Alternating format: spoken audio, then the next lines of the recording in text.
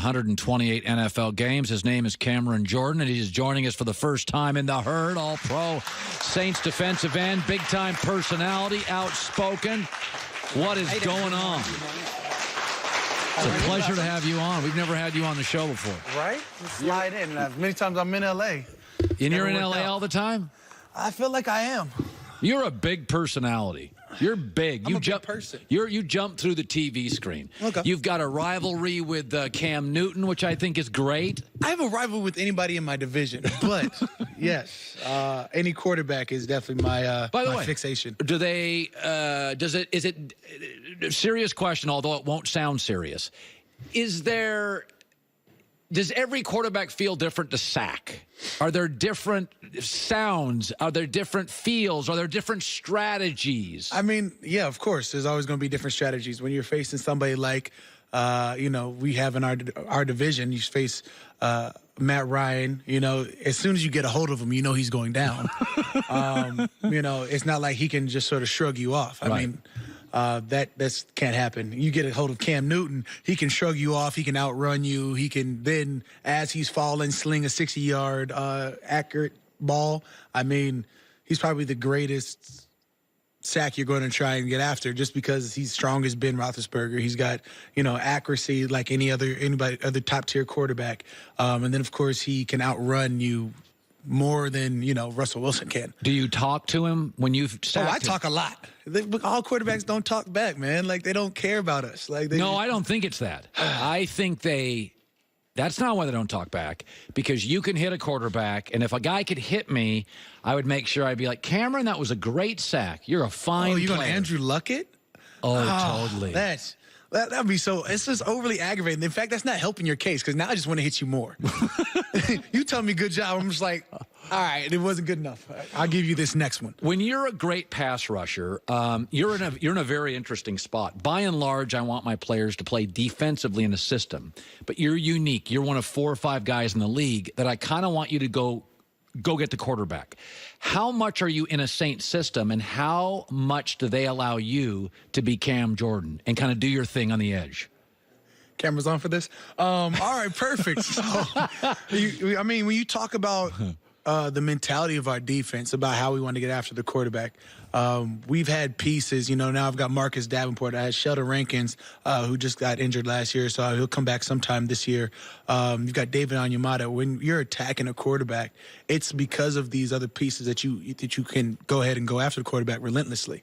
So at this point, I've gone through 4 different D coordinators on the Saints team, so I feel like it can't be just scheme, right? When you come into the league, everybody wants a pass rusher. You have become the most valuable defensive piece. I talk to college coaches. They're like, just give me an edge rusher. Right. So it's funny. You walked into this league, and you were a guy. There wasn't a lot of there wasn't no question. By the end of your first year, start of your second year, it's like, okay, he's going to be a Pro Bowler. There may be edge rushers that are a bit faster, a little bigger. What separates you? Why are you and Khalil Mack? Like, what is it? It can't just be 40 time and combine stuff. There's got to be something innate, Cam, in you that you have a sense, your intuition. What is it that separates you? I mean, I feel like I'm more physical than most edge rushers, simply because when I got drafted to play the 4 technique. I didn't get drafted to play the edge. I didn't get drafted to play a 9 to hold the edge and keep everything focused inside. I primarily came in my rookie year, and I was a 4 technique. I was lined up inside of a tackle. I was lined up on a guard. So I came in for all hands. I was there for all aggression. I was there for all run-stopping abilities. And hands were everything. Hands, everything. So hand placement, the mentality of attacking a person in terms of instead of just holding the edge and keeping my outside 9 or, whatever it is. So my mentality, I feel like, is different. Because I tell guys all the time, I'm here for the hands. I'm here to reset the line of scrimmage. I'm here to try and dominate my opponent. Whereas, guys like Khalil and your Vons are elite steps, 2-point stance, and they set an edge. And that's what they're great at. When you we talked about you've been well compensated, and deservedly so. So Dak Prescott goes in the 4th round, doesn't make anything for 3 years, sells a ton of jerseys, keeps the Cowboys on TV. And there is a sentiment among some, like, listen, you're the Cowboy quarterback, no state tax, little hometown discount. We can't pay the quarterback 32 large. Where do you fall on that? Like, I tend to be take the money. I can't believe so many NBA players take less to go play because they like the weather in California. I'm like, you seen the taxes here? You think Canada's bad? How much is salary to you? Do you worry that a quarterback salary? Do you think about that? Or are you just like, dude, I'm good, pay me? Yeah, I'm probably falling. I mean, if you watch my contracts go, I'm probably with the I'm good, pay me situation. I like where I'm at. I like the scheme that I am. I love the foundation we have in the facility. It's important to me to not only stay with one team, but stay at base home. I mean, New Orleans has been home for me. So to talk on another person's money or another person's aspect, I can't do it. I would simply say if he loves Dallas, if he loves where he's at, if he loves his opportunity, then you make it work. And at the same time, he's also a quarterback. So he is the face of that franchise. He is, if he says he's unhappy, it's the franchise's situation to make it right. So, I mean, yeah, that's a whole different position. You talk about edge rusher to quarterback. Well, no, I would say edge rusher, don't sell yourself short. No doubt. But our highest paid edge rusher is making, 24? The highest paid quarterback's making 35? That's a lot of lettuce. 24 is a lot of lettuce. No doubt. No doubt. By the way, when you practice with Drew Brees every day, if I'd never seen Drew Brees play, and I said, Cameron, there's this great quarterback, Drew Brees, games weren't on TV. What makes him great? Your first practice you ever went, you'd see how great he is. And it's not in the throws he's making, it's in his preparation. It's in the walkthroughs. I mean, if you watch him walkthroughs, he's making all the reads, he's making all the throws, and it's all mental, and that's without even throwing the ball. So you just see this guy warming up, and Drew's back here doing one of these, and he's here, and he's talking to his receivers, and he's got open dialogue with all the receivers, with all the running backs. He's talking to the center, especially since we have a new center. He's talking to the offensive lineman. He's talking to everybody, saying exactly where his offense is going to go. Communicator. Exactly. So that open dialogue already separates you from most quarterbacks. Is he a barker? Does he get after guys occasionally? I mean, he's a competitor.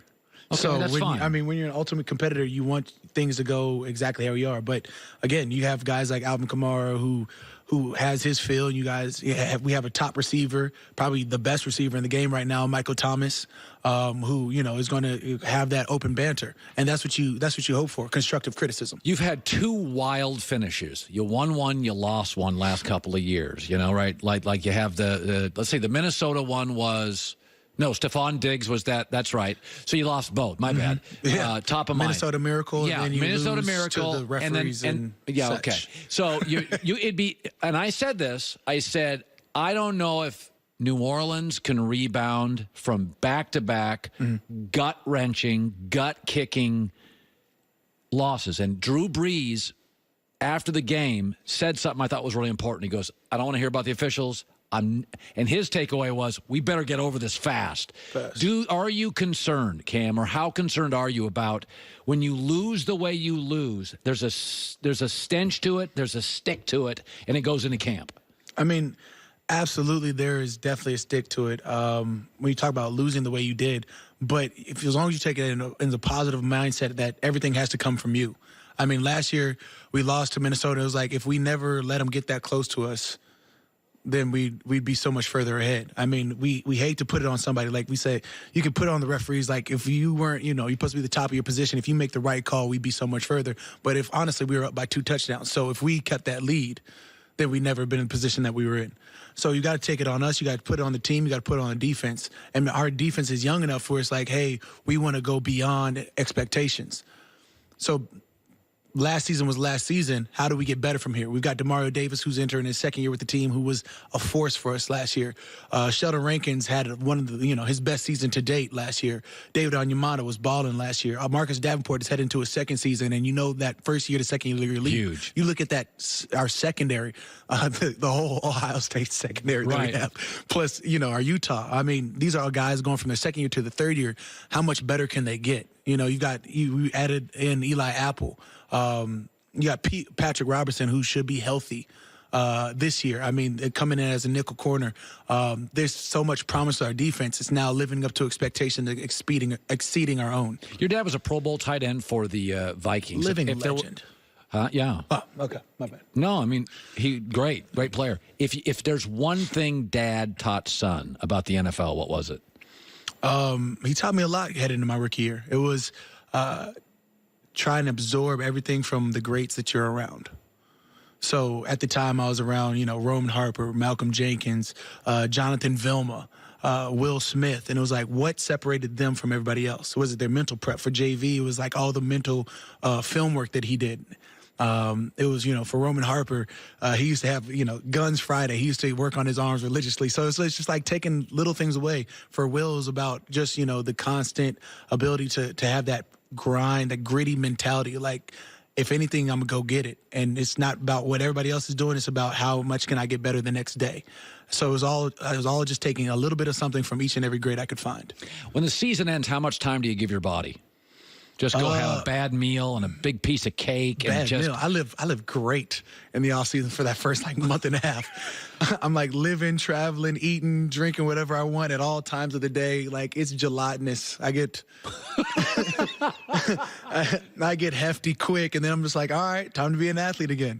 That's it. They say for marathoners, they say if you want to stay healthy, don't run for a month and a half and go eat. Right. Like just reward your body. Don't go run another marathon. They tell you for a month, go eat. I'm a firm believer in that one. Go travel, eat, enjoy. I went around the world from LA to LA. Favorite country you've ever been to in the world? Hong Kong was awesome.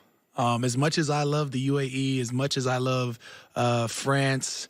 Ever been to Croatia? No. Heard it's amazing. Prague? No. Finland. Finland's amazing. Finland is surprisingly awesome. My daughter just went to Cape Town. Okay. Said it's the most beautiful city she's ever been to. See, I think I was headed to Cape Town a couple years ago, and then they had like a newspaper article like 3 weeks before I was supposed to go, had like a cheetah run through a hotel, and I was like, so no longer Cape Town. That was just like, this is just like had we, we went to the Bahamas a couple weeks ago. 3 days later, there was a shark attack. Had that happened 3 days before I would have Bahamas, would have nixed the Bahamas. Would have been known as Sal. You're well-read and prepared in your travels. No doubt. Anytime you're here, you want to come on the show, talk about anything, promote anything, come on the show. We'd love to have you. Just whenever you're in town, you want to hang out. I appreciate that. Cam Jordan, it's great to meet you. I appreciate you guys having me on. We didn't even get to say hi. That's Joy Taylor. Yeah, her brother is... I know, the elite pass rusher, legend. Who had perfect skin, Neutrogena model. Is that true? Best skin in league history. True, and you're a handsome man, the best skin in league history. Not that means anything. That was an odd segue. Jaguars running through hotels and Neutrogena commercials. Cheetahs. Cheetahs, my bad. Is it Jaguars? It's the Herd.